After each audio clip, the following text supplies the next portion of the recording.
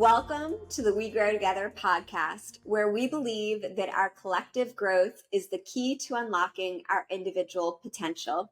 I'm your host, Laura DiFrancesco, entrepreneur, corporate attorney, investor, and founder of Dean Street Law, Flourish Co-working Space, Ethereal Farms, Laura DiFrancesco, LLC, and a few more. In each episode, I'll be sharing solo insights and engaging in thought-provoking conversations with community leaders, entrepreneurs, and innovators. Together, we'll delve into inspiring stories, best practices, and tactical tips, all rooted in our philosophy that we grow together. Our mission is to support, educate, and celebrate billions of women and entrepreneurs in the pursuit of their dreams, embracing their most authentic self, and living a well-lived life. Join me as we explore entrepreneurship, lifestyle design, wellness, and a lifetime of learning.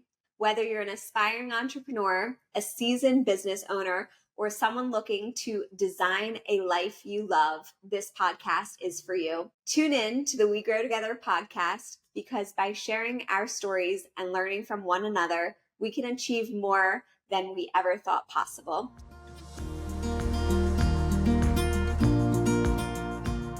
Welcome back to the We Grow Together podcast. I am so excited to bring you another conversation. If you are watching here on YouTube, you will see Miss Molly is going to make some cameos. Say hi to the camera, Mom.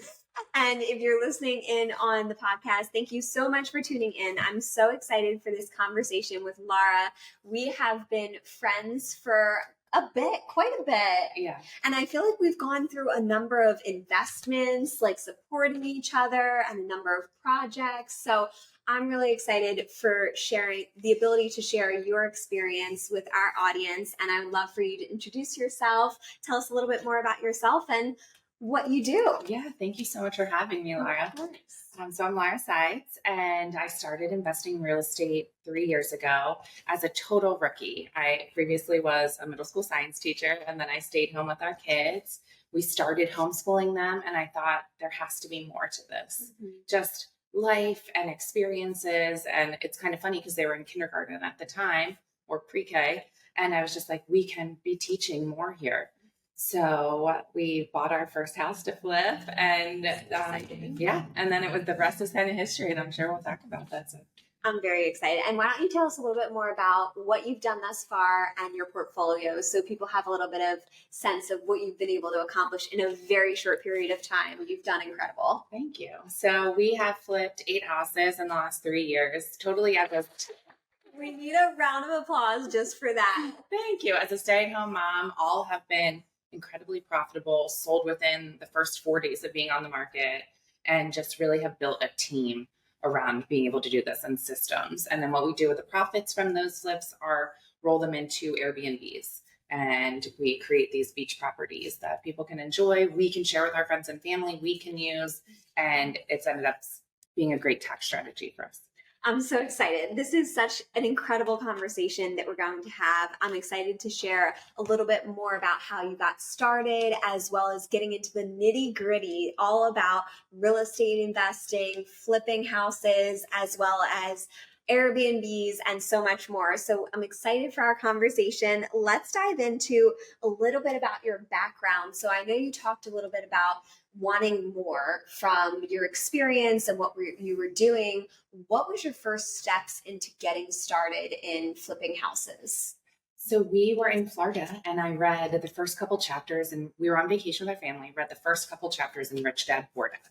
And I remember looking up at my husband and being like, just reading quotes from what I'm reading. And it all clicked. I was like, we can do this. We need to use the money that we have and put it to work making money. There's more to this than just working for money.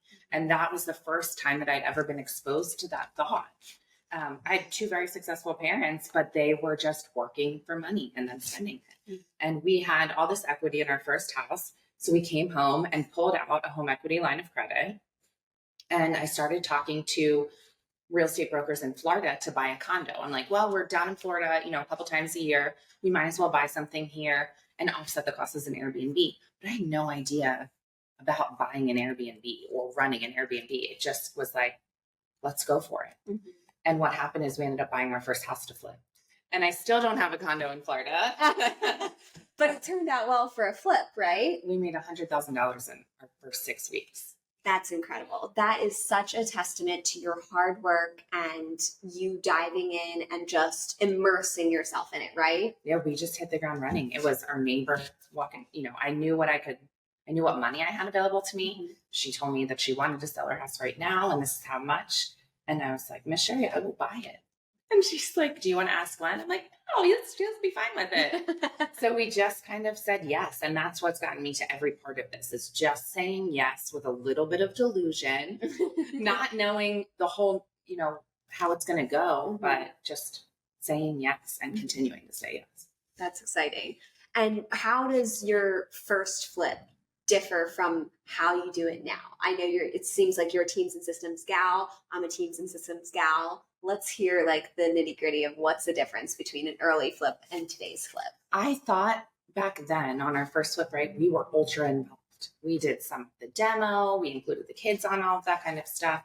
And I'm finding that the highest and best use of my time is to do nothing. As far as demo construction goes, hire the teams to do that. Nothing is DIY. And the first one went really well, right? We didn't put anything back that we shouldn't have, but we're finding that the less we do, the more efficient it is.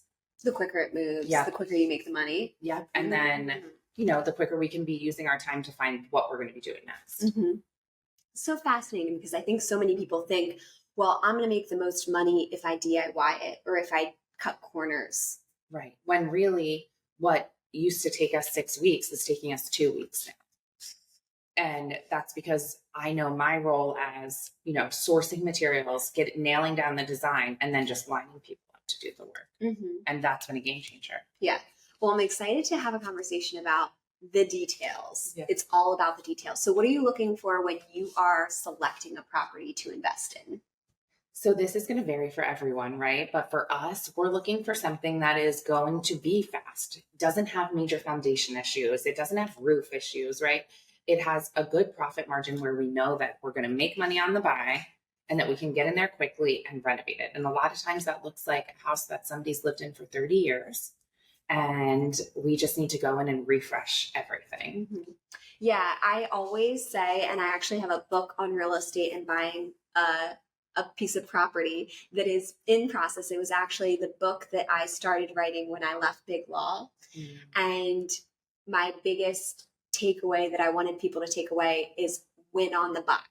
Yes. Buy low, sell high. I know that it is fundamental economics, but it is the key to success in real estate. Totally agree. I'm not going to out-design a buy price, right? I need to buy it knowing that I could clean the house out and sell it the next day for $10,000 more. You need to make your money on the buy. Absolutely.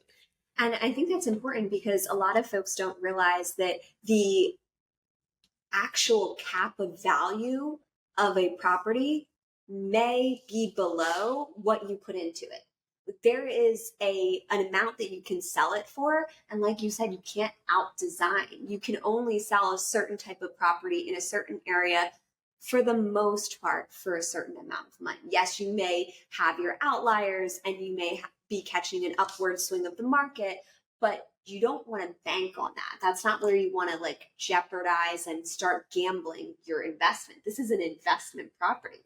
Totally agree. And then I think you're probably cutting corners in the project if you're really nervous the whole time that you're not going to make the money you need and you're not going to do well. You're not running a good company. You're not making a reputation for yourself if you're going to cut corners. So you need to buy it knowing that you can renovate it right, no matter the cost, and you're still going to make money. That's amazing. And I think a lot of that has been not only doing the work yourself, but also supporting yourself with the right team. So how do you go about, whether it be the realtor or the banker or the contractor, how do you go about selecting your team? And I know it's a process you've refined over time, but any key tips on that? So at first, when we were building a team, because I think that's a question I get a lot, is how do you start? Mm-hmm. Where are these people? We were talking to people in the community, whether it be on your Facebook community pages and looking who recommended who, or talking to other agents that have been here for a while that know good contractors, talking to our neighbors is actually how we found the contractor that we have now. He was doing work on her church, and just an outstanding, it's been a great partnership with them. But once you find that what works for you and you're really good with communication, because you have to be a good team member too, just as important. I don't act like the boss. I act like we're all working on this together. And, you know, what I value in team members, I know that they value me too, right? I'm going to be on time. I'm going to do what I say I'm going to do.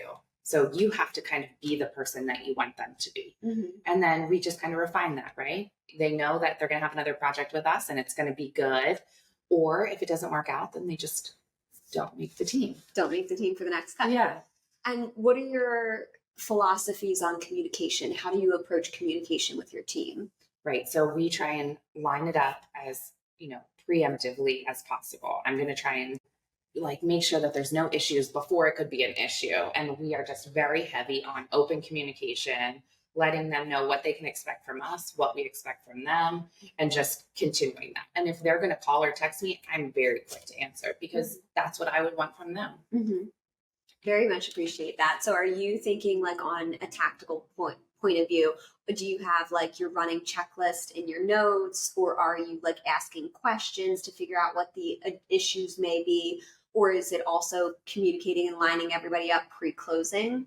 Yep. So we do from that under contract period in those like 15 days lining up, we will tell everyone the timeline. We'll communicate that to them. We'll tell them what day we close, what day I need them on site, and then what needs permits, what doesn't need permits. So it's pretty much all ready to go before we even own the property. And then it's just me showing up on site, answering any questions. You know, I can pop in for 5 or 10 minutes, answer the questions, just showing up and being able to see it and make sure that everyone's on the right path. They all feel seen and heard, and then asking them if they need anything. And is that is it generally your protocol to go to the site every day? Usually a couple times a week. It doesn't have to be every day unless there's a specific need. And right now what's happening is we're moving so fast that so much gets done in a day that it's advantageous for me to do that if I can. But like this one that we're finishing now it's 2.5 weeks. It'll be done. It's done today, right now, while we're sitting here. And I was in Bermuda for a week of it.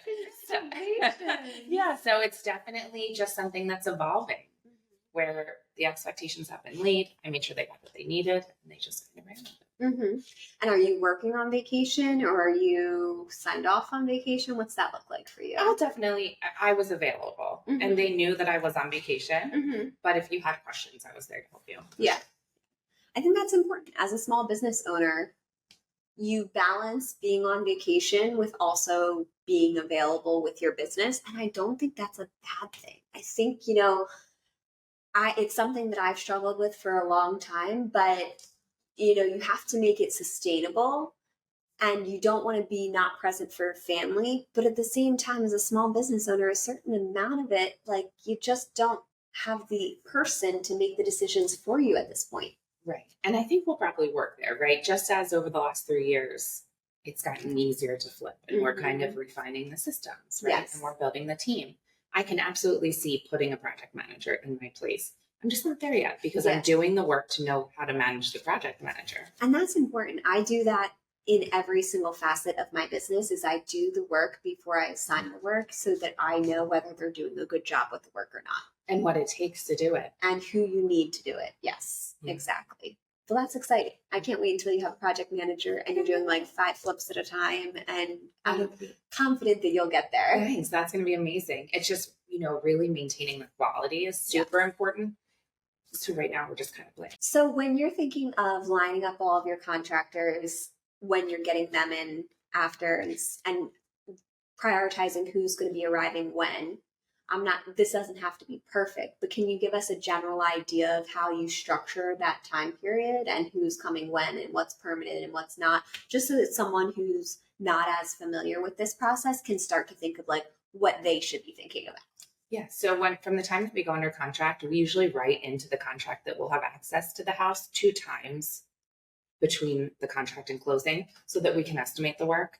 And we'll take our contractor in and then he'll tell us his scope, what he wants to cover. And then if there's any gaps that I need to fill, like an actual electrician or a plumber or anything else, then I'll take that on.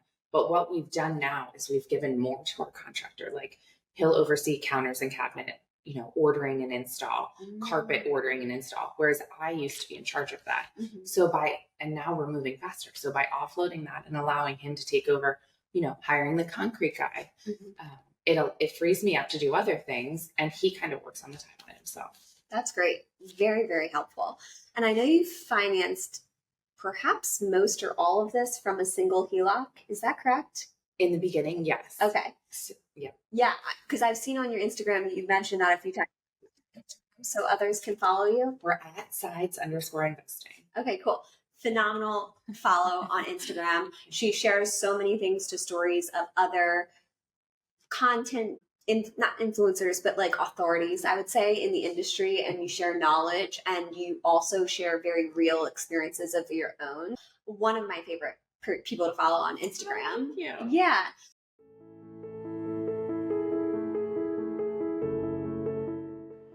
Ready to turn your entrepreneurial dreams into reality? Join our 60 Days to Launch a Business course and gain the essential tools, strategies, and confidence to start your own business. Guided by expert insights and practical steps, you'll go from idea to launch in just 60 days or less. It's up to you. The course includes lessons, homework, and the 60 Days to Launch a Business guide of over 100 pages of exactly what I've done to start more than 5 businesses, taking you from ideation to post-launch celebrations. Take the leap of faith in yourself and build the business you've always envisioned. Enroll now and start your journey today. So if someone's interested in pursuing a HELOC, what does that mean and how can they do that? So home equity line of credit. So at first we did it on our primary house. And that was, the difference between what our house is worth and what we owe.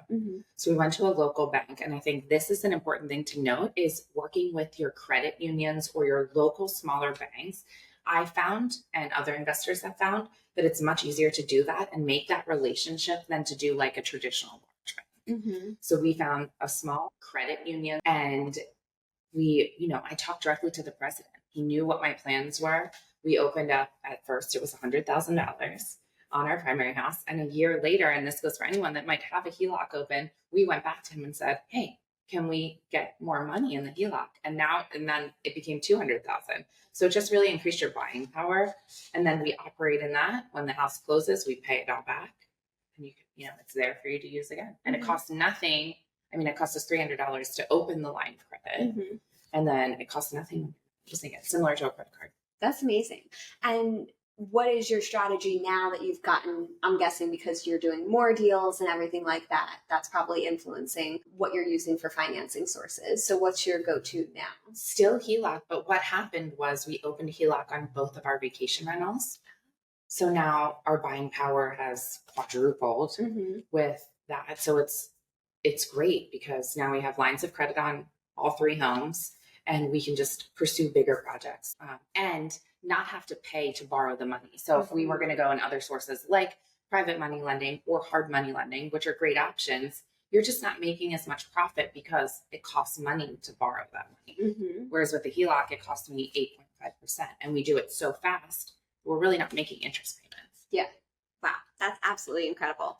I'm really excited to share these things because I think sometimes it's intimidating to think of getting financing on your house or think of, maybe you want to use credit cards to do these. And you really want to find sustainable financing sources for these types of projects because it's an investment and the goal is to make money.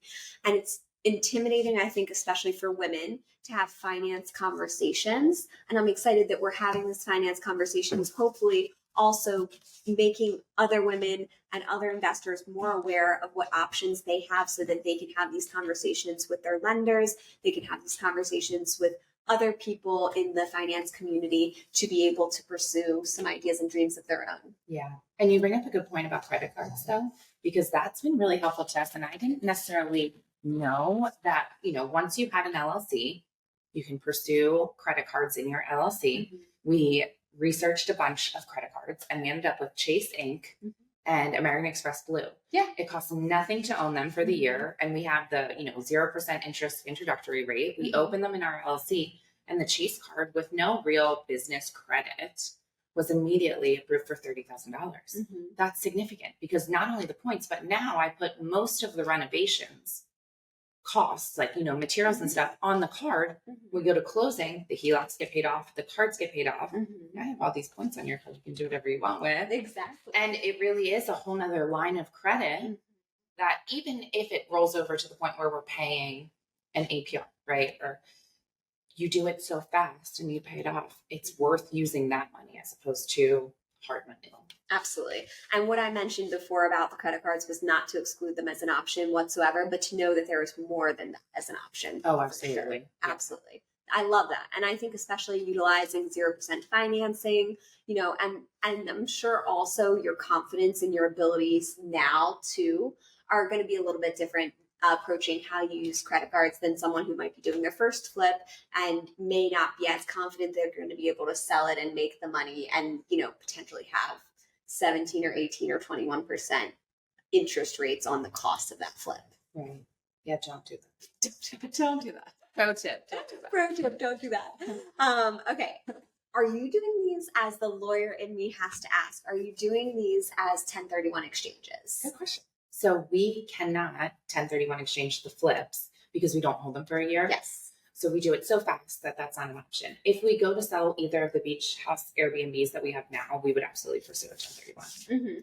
And if you don't know, a 1031 exchange is where you defer the tax consequences of the income that you generate from the sale of a real estate by rolling it into a like kind exchange. So it can be real estate into real estate. It could be residential into commercial. It doesn't have to be exact match like hotel into hotel, but it's like kind exchange and not necessarily rolling real estate into a car, for instance. So it's a tax deferment strategy. If you don't know what a 1031 exchange is, highly recommend that you check it out.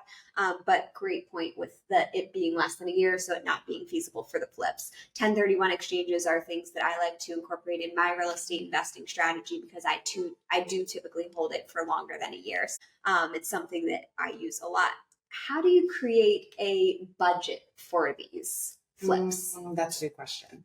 So it definitely depends what you're going for. And the majority of our flips have been what we're expecting to be a first-time home buyer. So your renovation budget, can vary based on who you think your end buyer is going to be. How do we budget it? We have a general idea spreadsheet-wise of like at first-time home buyer finishes, what that would look like in our computer. There's a lot of good YouTube videos for anyone that's just starting out. If you were to go online and look up how to budget a flip. There's some great YouTube videos of how to price it basically per square foot based on the level of renovation it needs. So helpful. And when you're thinking about this budget, part of it, I'm guessing, is coming from your conversations with your contractor?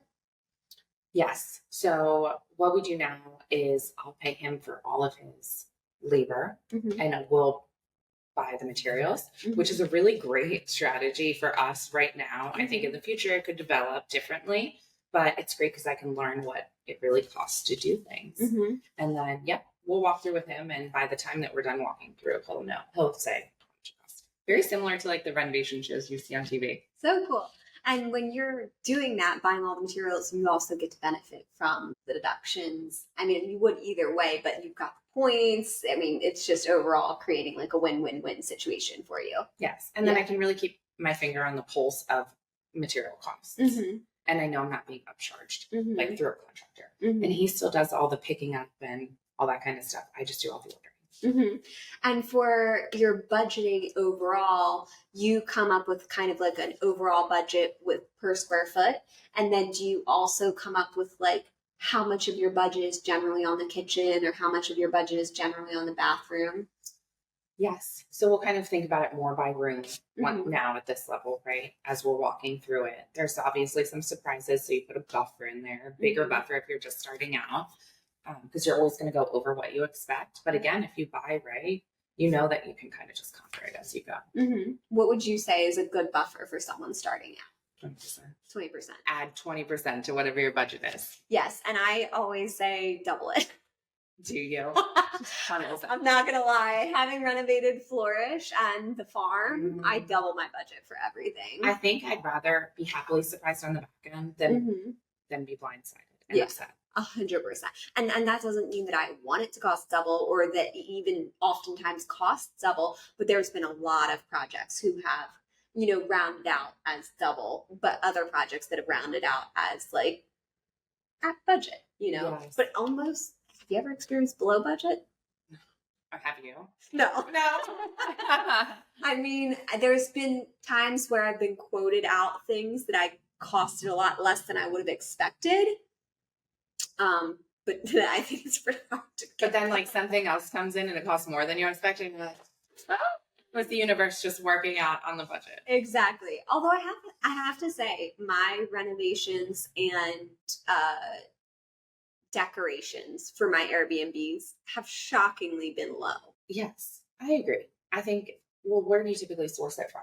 Your furnishings? So we've done the work primarily ourselves for the Airbnbs. They weren't as time sensitive, but for the furnishings, most of it's Target.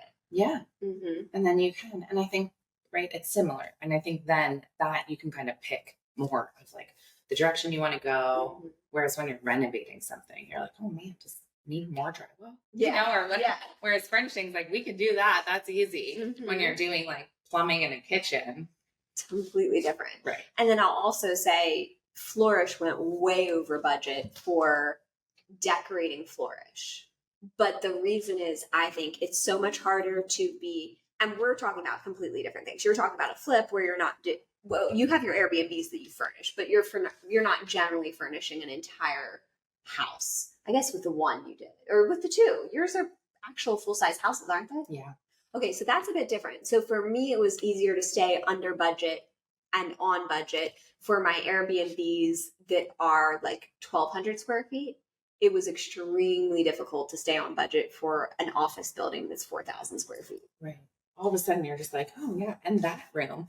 Light fixtures. The amount of expense that you don't think of for light fixtures and like the amount of things that you don't think of for everyday use for an office is astonishing. Yeah. Mm-hmm. It's easier for me to spend money on flips. Yes. Because I know that I'm going to make 3 times that back. Mm-hmm. Whereas when I'm spending money on Airbnbs, I'm trying to be a little bit more cost aware. Yes. Because, it's just really, that's affecting your bottom line. Because now I have to make all that profit to offset that. Mm-hmm. It does work out well for taxes though. It does. It absolutely does. I also use Facebook Marketplace and used furniture where possible. I won't do anything with linens or with upholstery or anything like that used, but if it's a table, if it's wood piece of furniture or something like that, I love Facebook Marketplace or used stores for furniture where possible. You know what? I totally agree with you, especially because the quality of some of those older pieces that are like sturdy wood. It's so true. Versus what you can order from an end table on Amazon or even Target, unfortunately, like the particle board, they're not going to hold up as well. And when people are staying, at least at our Airbnbs, there are kids climbing on things. And like we have seen things broken that we would have never expected, but you're not going to get that in a table. So utilizing Facebook Marketplace or even thrifting furniture is not only economical, but I think it's really practical because it's just more hardy. Mm-hmm. And then if you have to paint it or change knobs, it's worth it. And you don't feel as tied to it too. Like if it's used and it just does, you don't have that same emotional connection. If you paid over let's say you paid $1,000 for something new and it's dinged up, you're like, oh, I felt that. But if it's a $25 table from Facebook Marketplace, you're like, it's replaceable. Part of the expense of maintaining Airbnbs or whatnot. So in terms of some other details, how do you keep a project in budget or within that buffer zone? It's a good question.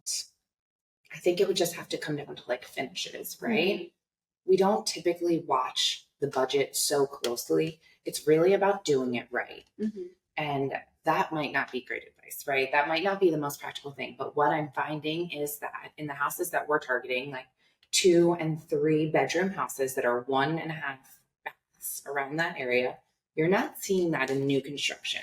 So if we can take this house and make it as close to new construction as possible. You're basically getting new construction at an affordable discount, but it's this beautiful home. And then the buyers show up for it. So as long as you're buying right, and you have to put in, even if it's, $10,000 or $20,000 more to do it right, people recognize that. Mm-hmm. At first, I had a really hard time saying that what we were doing was flips, because I think there's such a negative connotation to that. Mm-hmm. Whereas really we're coming in and making sure that it is somewhere that I would move my family in. And we're taking the design to an eye of practicality and functionality, and not just how much money can I make off of this. Mm-hmm. And we're really just doing it right, and then hoping the buyers show up. Mm-hmm. And they have. And we're never in a spot where we would lose money. It's just sometimes we're like, man, are we going to make, the question is, how much money are we going to make? We know we're going to make money. How much money are we going to make? And then the buyers show up. And we've never had a house not be ultra competitive, go in 4 days, because you just don't see stuff like that anymore. You don't see quality product in a 1,200 square foot house. Mm-hmm. Absolutely. Turnkey. And I think that's also a lot of your differentiation too, in your marketing and your strategy and everything like that. And that helps. And sometimes your strategy isn't budget. Sometimes your strategy is quality, and you'll make it up elsewhere. Yeah, absolutely. And I think your reputation, especially, that's what I've learned really, is doing something in where we're at, Westchester, right, or Chester County. It's a small world. Mm-hmm. And once you start doing things, you better do it right, because you're going to develop a reputation really quick. And it's, what do you want that to be? Mm-hmm. And for us, it's definitely, integrity, quality, and that we want to be somebody that people want to work with. I love that. And I think you uphold that very well. Thank you. Mm-hmm. And do you have any tips on finding contractors? Word of mouth, I think, is so valuable. So people that have worked with them, looking on those Facebook community groups, mm-hmm. talking to your neighbors, talking to experienced agents in the area, because they usually know good contractors. Mm-hmm. And what do you do to drive value in your design? Do you focus a lot of your design on kitchen and bath, or do you have particular areas where you find the value is driven the most? That's a good question. So I think that historically what they say is kitchen and baths.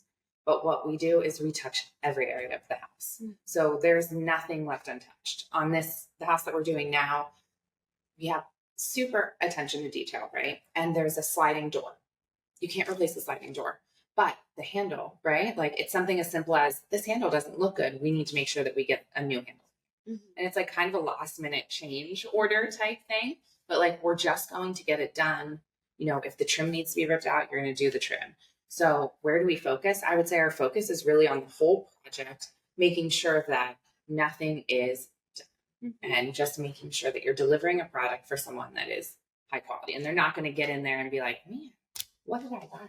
Right. That's not what we're going for. You want turnkey, you want new construction experience in a non-new construction house. Yeah. Amazing. And how do you prepare yourself for the storms? So let's say a flip were to take, you've been currently selling for within 4 days of putting to market. Yeah. What would happen? How do you prepare yourself if, knock on wood, it would take 2 months to sell a property? We always look at multiple exit strategies. And after we're renovated, it doesn't always make the most sense to use it as a long-term rental.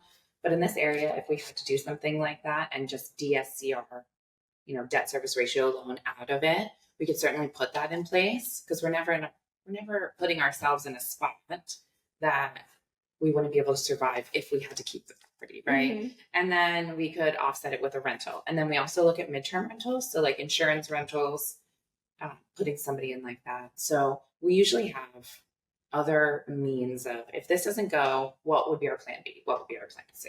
Mm-hmm. And I think that's unique too to the types of houses you're flipping, mm-hmm. because they tend to be good for multiple things. I have seen people get really burned on this, buying $1 million mainline properties, mm-hmm. And you have to know too, when you get into certain price points, the time on market drastically increases. When you're over $1 million in your price point, the time on market drastically increases. And I've had a number of people I've known who've tried to flip houses on the main line get burned because they have had much longer hold periods than expected. Yeah, those carrying costs must really get very high because they're not winning on the buy. And I think that's part of it, right? And they're putting a lot in it to make it mainline real estate. Right. I say that as from our company too. Maybe sometimes the properties that we're choosing to do that are townhouses or condos or some single family homes are not the most glamorous portfolio pieces. Our before and afters look great. Yeah, they But look phenomenal. but as far as like big mainline homes go, which I think would be a really fun project, it's not as glamorous as that. But what we're doing is creating a really good product for someone to use as a first time home. Mhm. And I do love that. But I could see how the carrying costs for a big property could get. We had an opportunity. Lots of thousands of dollars. We were really close to offering on Villanova. Were you? $1 million house. Uh-huh. We were, pulling in private money lenders, and it was an incredible opportunity. It was beautiful. It was on 2 acres, and it was a castle. It was just stunning. But they ended up abruptly closing showings because it was a great price point, and the touring was just crazy. So it did end up selling for 1.3. But it's definitely something that's a project for me in the future. Yeah. And I think at the time, if my confidence was a little bit higher, that I know I can do this and I know I can do it well. I'm in that spot now. So I think it's definitely something in the future. I don't discount properties like that. But right now we're finding our niche to be these 1,500, 1,200 to 1,500, 2 or 3 bedrooms. Just making it a great home for someone because we always get multiple offers. It's just working. Yeah, and you have multiple exit strategies so that if it wasn't to work out the way you thought it would still work out for you. Right. What would I do with that Villanova property that's 6 bedrooms and 4,000 square feet? What are you doing with it? Yeah, that would be very hard as rental. Yeah, that would be. Wow. And I feel like at that price point, you really have to go all in on high-end design, but then even the buyer's pretty particular. So it gets a little tricky there. Absolutely. Because I can kind of blanket design where it's going to appeal to the masses, whereas that's a little more specific. If you're spending that much money on a house, you really want it to be your house the way you want it. Yes. And very customized. Absolutely. I'm excited to see when you do a project like that, how you approach it and what your strategy is. Yeah, it's going to take a little more research because it's just a totally different niche than what I'm in now. Understandable. Let's dive into Airbnbs. We've talked a lot about the flips and your renovation side of things. Let's talk about your long-term holds with the Airbnbs. So you have 2 Airbnbs. Do you want to give a rundown about what they are and where they are? And also, if you want to book the Airbnbs, we'll have all the information in the show notes so that people can book the Airbnbs also. Thanks. They're great. So our first one is right outside of Bethany Beach in Delaware. And it's on an acre. It's situated behind a small hobby goat farm. And that's here. And then over here is this nature preserve that leads out to the bay. So it's really secluded and you're kind of tucked back there. And I love the property. It's just such a peaceful feeling. We put a huge screened-in deck off the back so you can just really immerse yourself. And it's pet friendly because it's just a great property to bring a dog to. It's a flat, great space for pets, and 3 bedrooms, 2 bathrooms, and we fully renovated that property. That one is great for us. It serves our family really well. We like to share it with friends. We invite other people down, and it probably makes double what it costs us to own in a year, which is great. Yeah. And then our second Airbnb is in Ocean Pines, Maryland. It's right outside of Ocean City. It's an A-frame, 4 bedrooms. It's super cute. Great outdoor space right on the water. There's a dock. And that one we bought. So what we're doing is we'll take the profits from the flips and roll them into these Airbnbs as the down payment and then the renovation and furnishing costs. And that helps neutralize our, tax liability from the flips. Because that's a big question we get. Do you pay a lot of capital gains taxes in the flips? And the way that we're mitigating that is by buying buy and hold each year and then renovating that. And then it kind of neutralizes what we would owe in taxes. It also diversifies your risk in your portfolio. That's very true. Which I think is super important. So let's say all hell breaks loose. You have income coming in from these Airbnbs to offset any storms that may occur in the flip process. Very true. And they've appreciated great over time. We bought them right with renovations in mind. And now they're helping us buy and flip properties in the area because of the HELOCs that we have on those. amazing. It's such a good diversification strategy and a wonderful use of your capital. So really proud of you. What inspired you? Well, we talked about the Rich Dad Poor Dad, and that's, I guess, what kind of inspired you to do your first Airbnb, even though it didn't end up turning into your Airbnb, right? Yes. What would you say to your first time Airbnb operator that you've learned now? The details there matter too, right? Just like in flips, especially with the cleaners, but like you need it to be exceptionally clean.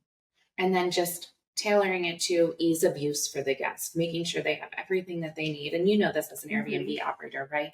That just making sure that their needs, very similar to flips, are premeditated so that they can go in and just really enjoy themselves. Yeah. And I've also known with our Airbnbs is we really evolve our process over time. We ask for feedback from all of our guests. We listen to the feedback. We did so like almost like a soft opening for a restaurant. We had friends and family visit and use the Airbnb, and we're like, what are we missing? Yes. And they're like, microwave. And I'm like, you're right, I don't use a microwave in my day-to-day life, but a lot of people do. And so you have to kind of think not just what you want in the Airbnb, but what do other people want. Yes, totally agree. And that's true about having the friends come in and stay and just welcoming feedback instead of being defensive. Absolutely. So you can learn for sure. Yeah. And also you just get better over time. You learn what can be streamlined. If someone asks me a question, I do not like getting asked the same question twice. And I know we were just talking about property managers before we started recording, so we'll dive into that a little bit too. But I do our own property management for our property, and we do have a team member who assists me. So James, myself, and a team member do our property management and communications. And then we have a cleaning team, and we also have a team that helps with our grounds and the farm as well. So we've built out our team, but in terms of communication, I handle the vast majority of it, and I don't like being asked the same question twice. I have signs around the Airbnb, like what the Wi-Fi is. I have like a little poster on the door about, all the important things, the Wi-Fi, our contact information, leave us a 5-star review. And then we have a welcome book and template messaging. And I constantly tweak that. And if someone asks me the same question twice, I'm like, we're not giving our guests what they need. Yeah. And it needs to be addressed. That's amazing, because it's just about premeditating their needs. And exactly. They probably appreciate that too, because they don't necessarily, especially at your beautiful Airbnbs, they're going to just kind of relax and disconnect. Well, yours as well. And they, while you're available, they don't necessarily want to have to reach out. So it's great that you've just created that experience. That's my goal. My goal is for no one to message me. I'm doing my job if you don't message me.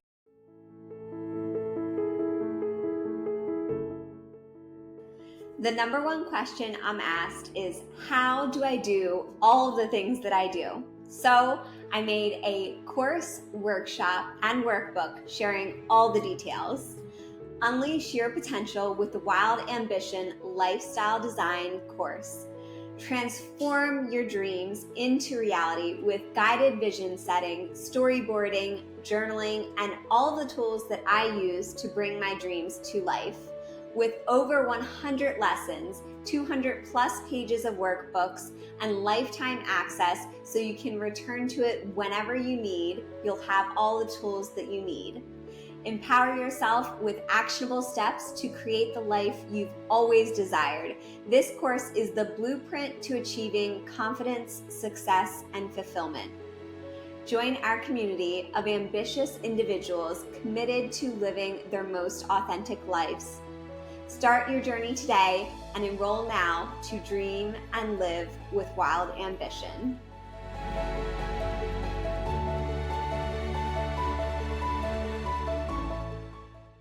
So let's talk about property management. What are your thoughts on property management in Airbnbs? Do you like it? Do you not like it? Would you do it? Would you not? Yeah, that's a great question. And I'm still developing an answer to that. But what I found is we started both houses with property managers in place. And they were kind of like your big box property managers. So they were not financially vested in the success of your house or the guest experience. And that started to show. And that really bothered me, especially on the Delaware. It's the same property management company, but they had different offices. And our Delaware property just wasn't being managed well. The cleaning wasn't done well. And I could see that in the reviews. While the guests didn't have direct contact. Brutal. Right. We set up this beautiful Airbnb. You have one job. Yeah. Right. Like, I need you to do, and the management company, when I would call our property manager, would say, well, we can't guarantee that it's going to be done well every time.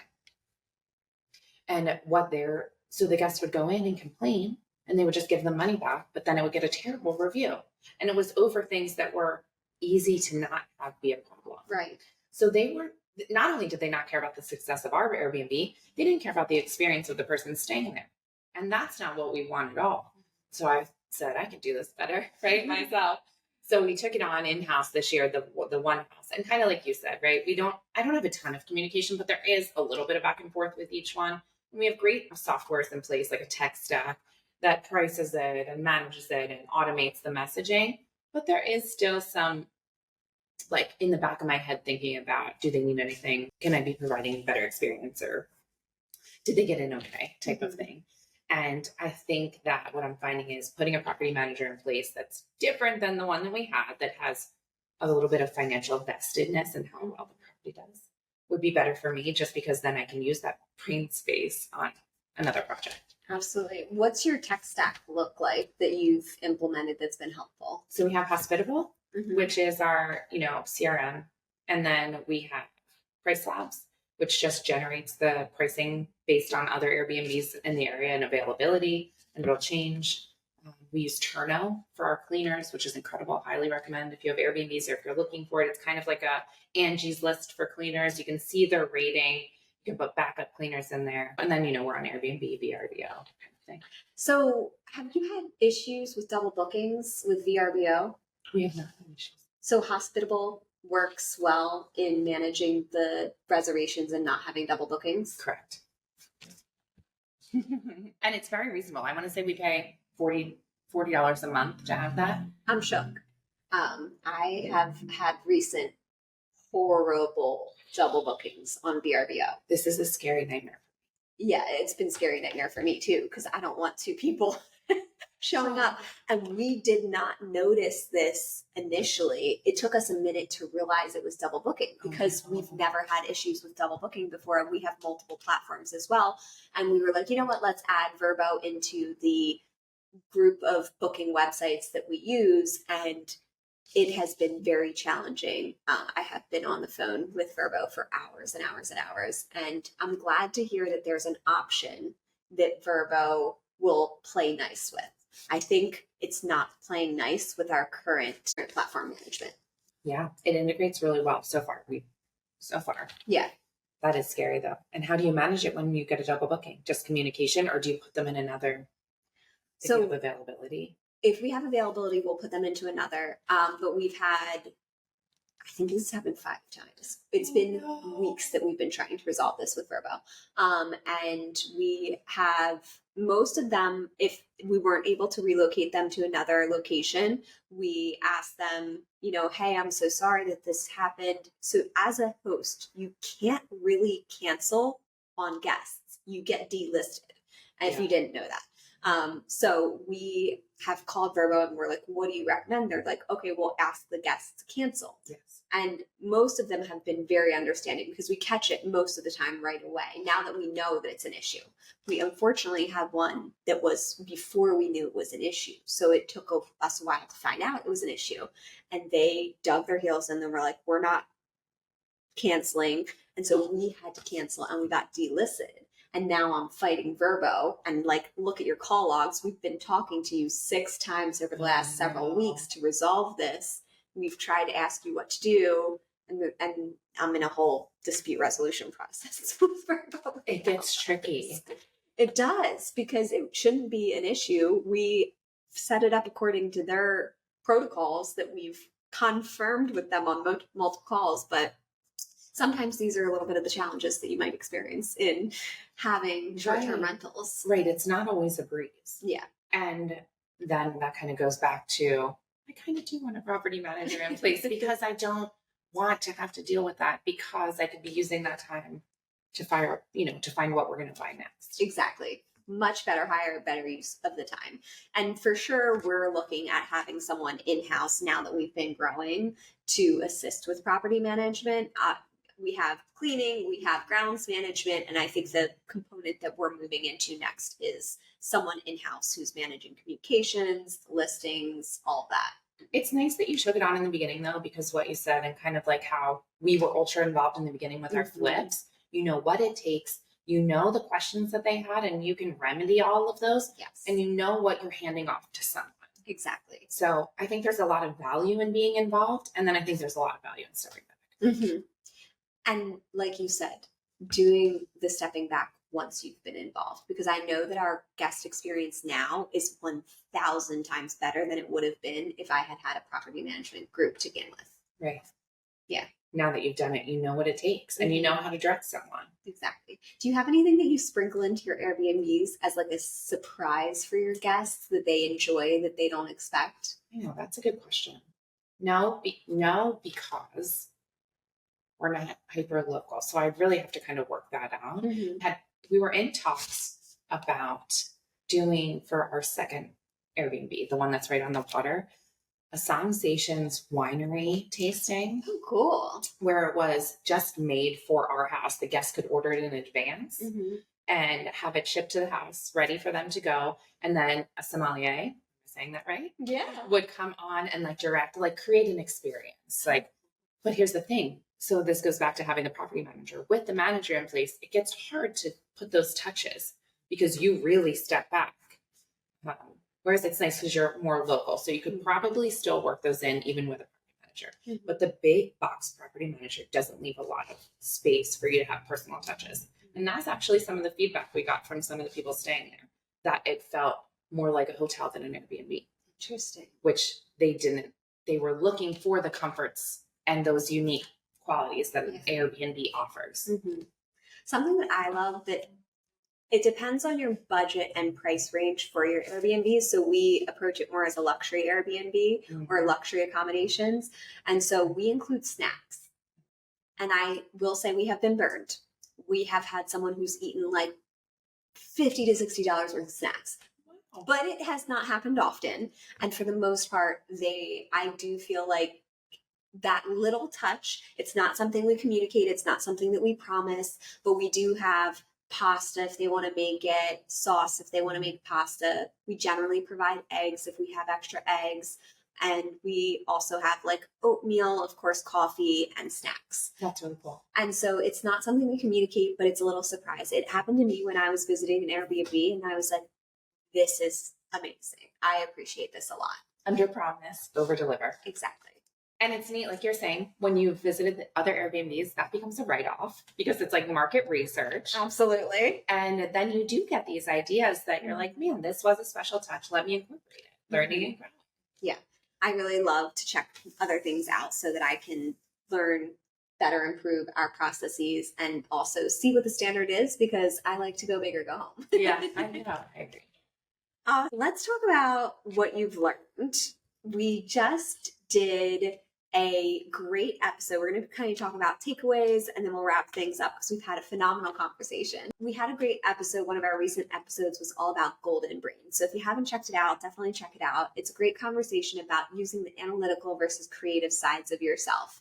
How do you see you using those sides of yourself in your work? Ooh, that is a good question. I feel like it's a lot about the analytical piece drives what we're purchasing. Because it does, if this is the underlying theme of this conversation, like we've already said, you make your money on the buy. So you need to come at that from a real business perspective. And then maybe the creative side kicks in with, how can I make this really nice? How can I make it stand out? How can they use it? What's the function of this space? And that goes for Airbnb or a flip. Like, what design is going to be best suited for the people that are going to use this space? And then you really start to think about that, right?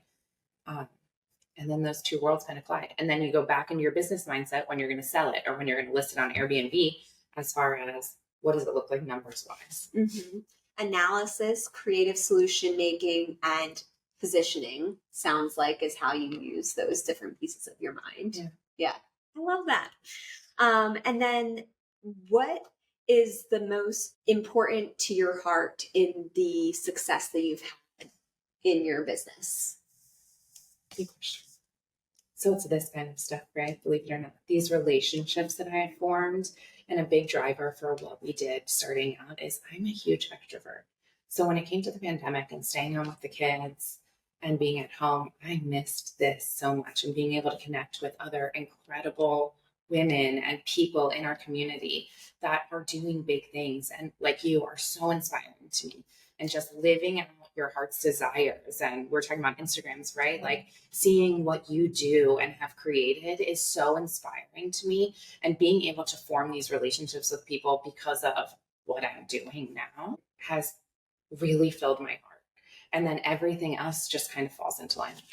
I love that. I think for me too, these types of conversations are one of my absolute favorite things that I do in my entire career, because not only are we learning from each other, walking in each other's shoes, but we're also sharing that wisdom with others to support others in their journey, which I think is what's on my heart to do the most in life, but also imagine where we would be if that was on everybody's heart.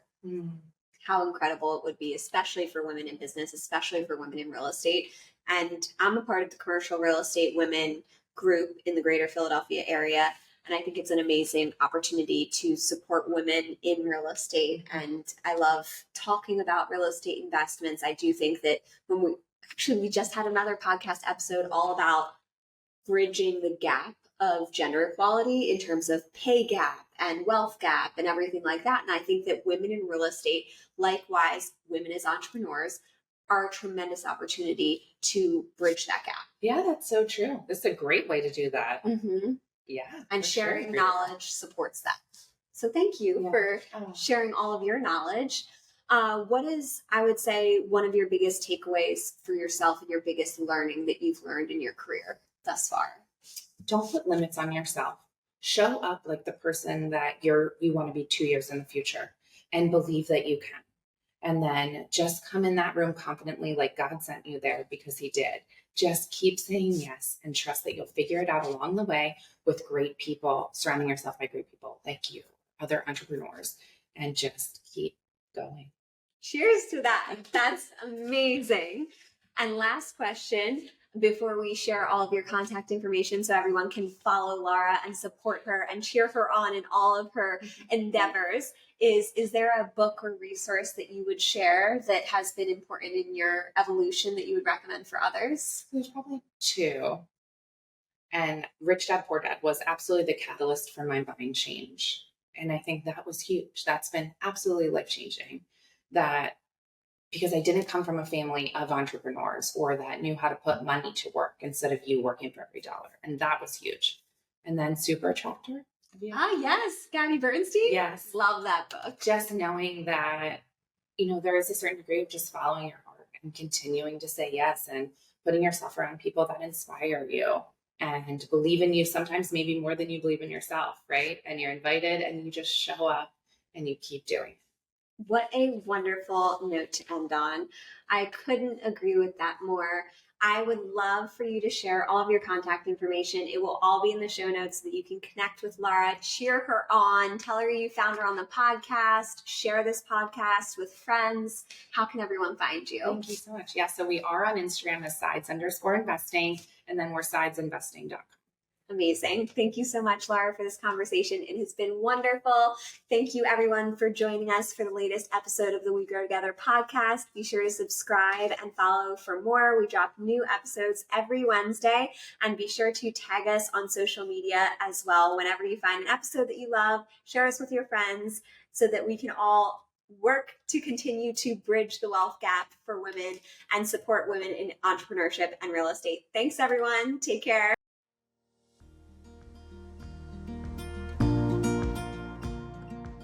Thank you for joining us on this episode of the We Grow Together podcast. I hope today's conversation inspired you, provided valuable insights, and brought you closer to your more authentic self. If you enjoyed the episode, please be sure to give a 5-star review and subscribe on your favorite podcast platform so you never miss an episode. Also, be sure to screenshot and share on social media whenever you can. Sharing your support of the podcast really helps us to grow and continue making episodes just like this. You can see all of the links in the show notes for more access to guides, all of our social media information, resources, how to connect with us. And I hope that you join us in the next episode where we'll be sharing more innovative ideas, stories, all with our philosophy that we grow together. I'll see you in the next episode.